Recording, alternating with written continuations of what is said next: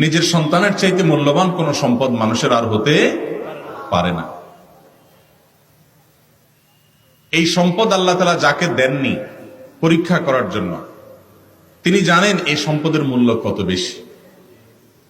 যাকে আল্লাহ তাআলা কোনো সন্তান দেননি, নিঃসন্তান রেখেছেন, সে আল্লাহর বান্দা জানেন যে এই নিঃসন্তান হওয়ার কষ্ট বেদনা কত মারাত্মক, কত বেশি।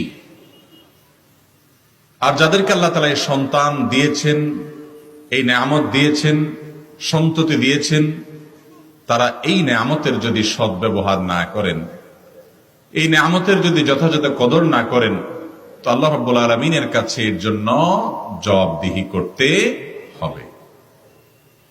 আমরা আমাদের দেশে সাধারণত একমুখী ওয়াজ শুনে অভ্যস্ত, আর সেটা হলো বাবা মায়ের অধিকার, বাবা মায়ের হক।